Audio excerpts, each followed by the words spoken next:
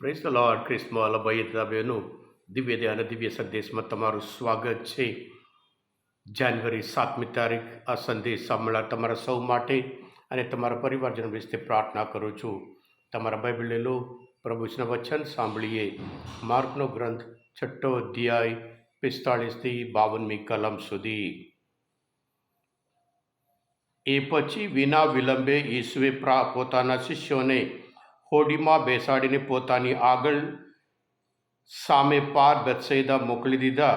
પોતે લોકોને વિદાય કરવા રોકાયા. લોકોને વિદાય કર્યા પછી ઈસુ પ્રાર્થના કરવા માટે પર્વત ઉપર ચાલ્યા ગયા. સાંજ પડી ત્યારે હોડી સરોવરમાં પહોંચી ગઈ હતી અને તેઓ એકલા ભૂમિ ઉપર હતા. પવન સામો હતો એટલે શિષ્યોને હલેસા મારતા ઘણી મહેનત પડતી હતી. તે જોઈને રાતના લગભગ ચોથા પહોરે ઈસુ સરોવર ઉપર ચાલતા તેમની પાસે આવી પહોંચ્યા. ઈસુ તેમની પાસે થઈને ચાલવા જવાના હતા, પણ તેમને સરોવર ઉપર ચાલતા જોઈને આ કોઈ ભૂત છે એમ માનીને શિષ્ય બૂમબાડી ઉઠ્યા, કારણ એમને જોઈને બધા અત્યંત ભયભીત થઈ ગયા હતા. પણ તે ક્ષણે ઈસુએ તેમને કહ્યું, હિંમત રાખો, એ તો હું છું, બીશો નહીં. પછી તેઓ તેમની સાથે હોડીમાં ચડી ગયા એટલે પવન પડી ગયો. આ જોઈને શિષ્યોના આશ્ચર્યનો પાર ન રહ્યો. તેઓ રોટલાના પ્રસંગનું રહસ્ય સમજ્યા નહોતા, બલકે તેમના મગજ હજુ બહાર મારી ગયા હતા. આ પ્રભુની વાણી છે, તે આપણો આધાર છે. ખ્રિસ્તમાં લભાઈ બહેનો, ચમત્કાર ઉપર ચમત્કાર, અદ્ભુત કાર્ય ઉપર અદ્ભુત કાર્ય. 5 રોટલા અને 2 મચ્છી લઈને પ્રભુ ઈસુ 5000 પુરુષો અને બીજા બધા એટલા બધાને ખવડાવ્યા. પણ લોકો, શિષ્ય એમને સમજ્યા જ નહીં. દુનિયાવી રીતે સમજતા હતા, એમને રાજા બનાવી શકાય. પણ પ્રભુ ઈસુ રોટલાના ચમત્કાર સમજ્યા નહીં, એટલે બીજો એક ચમત્કાર કરે છે. એના દ્વારા એમને બતાવે છે એક સામાન્ય માણસ નથી, પોતાના દૈવી શક્તિ ત્યાં બતાવે છે. એ પોતે ઈશ્વરનો પુત્ર છે એ બતાવે છે.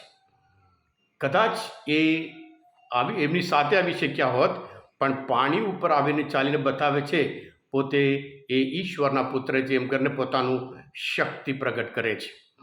ખ્રિસ્તમાં લભાઈ બહેનો, તોફાન, સરોવર ઉપર પવન, આ બધું બતાવે છે જીવનમાં જે તકલીફ હોય, મુશ્કેલી હોય, આફતો હોય, સંકટ હોય, એ બધું બતાવે છે. જ્યારે આપણા જીવનમાં તોફાન આવે, સંકટ આવે, સમસ્યા આવે, આફત આવે, જોખમ આવે, ત્યારે પ્રભુ આપણી સાથે છે. આપણે ઓળખતા નથી, પણ પ્રભુ આપણી સાથે છે. આપણે ડરી જઈએ છીએ, બૂમો પાડીએ છીએ, કેમ મારા જીવનમાં આટલું બધું, મારા જીવનમાં કેમ આટલી આફત, આટલી મુસીબત, આટલી તકલીફ, સંકટ. પ્રભુ પોતે ગીત 7:50-15મી કલમમાં કહે, જ્યારે તારા જીવનમાં સંકટ આવે, જો તું પોકાર કરીશ, હું આવીશ, હું તને સંકટમાંથી હું તને મુક્ત કરીશ, તું મારો મહિમા કરશે. શાસ્ત્ર વચન જાણીએ છીએ, પણ જ્યારે પ્રભુ ખરેખર આપણા જીવનમાં તકલીફ આવે ત્યારે આપણે બધું ભૂલી જઈએ છીએ. ગીત 27મો અધ્યાયમાં આપણે જોઈએ છીએ, પ્રભુ જ મારી શક્તિ, પ્રભુ જ મારી મુક્તિ, મને કોનો ડર લાગે. અરે શત્રુઓ આવે તો પણ મને ડર નહીં લાગે, કારણ પ્રભુ મારી શક્તિ છે, પ્રભુ મારી મુક્તિ છે એમ કરીને ગીત 7માં આપણને જોવા મળે છે. હા ખ્રિસ્તમાં લભાઈ બહેનો, પ્રભુ પોતે આપણે પૂરી ખાતરી આપે છે, હું સદા તમારી સાથે છું. જ્યારે પણ જીવનમાં જે દુનિયાવી અનિષ્ટ હોય, દુષ્ટ શક્તિ હોય, એ બધા ઉપર કુદરત ઉપર પણ પ્રભુની શક્તિ છે, પાવર છે, એ બતાવે છે. આજનો શુભ સંદેશ કુદરત બનાવનાર એ પોતે છે. હા ખ્રિસ્તમાં લભાઈ બહેનો, આજના આ શાસ્ત્ર પાઠ ચિંતન પ્રભુને વળગવા માટે શાસ્ત્ર પાઠ સમજવા માટે મદદરૂપ થયા હોય, તમે પોતે દિવ્ય ધ્યાન અને દિવ્ય સંદેશ સબસ્ક્રાઈબ કરજો અને બીજા માટે પણ ફોરવર્ડ કરજો, કારણ તમે બધા આશીર્વાદિત છો, અભિષિક્ત છો. પ્રભુ ઈસુ, હું તમારામાં વિશ્વાસ રાખું છું. બોલો દિવ્ય દયાનો જય. God bless you all. Jesus, I trust in you.